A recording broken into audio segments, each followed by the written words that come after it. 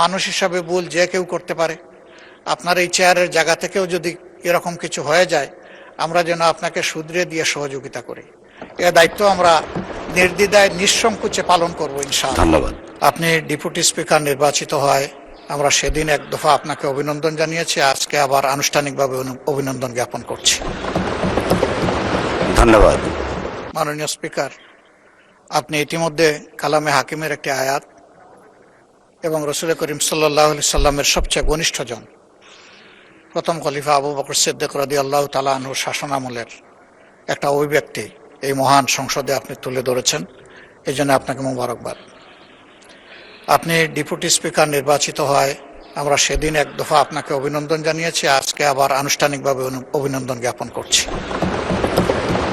ধন্যবাদ।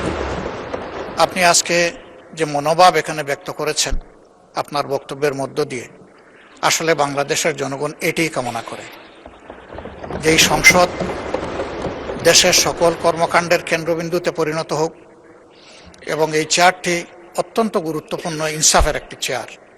এই চেয়ারের জায়গা থেকে আপনি ইনসাফের যে বার্তা দিয়েছেন, যে আপনি নিরপেক্ষভাবেই সব কিছুকে বিবেচনায় নেবেন এবং যার যেটা পাওনা তাকে সেভাবেই দেবেন, তা আমি আরেকবার অভিনন্দন জানাই আপনার এই মনোভাবের জন্য।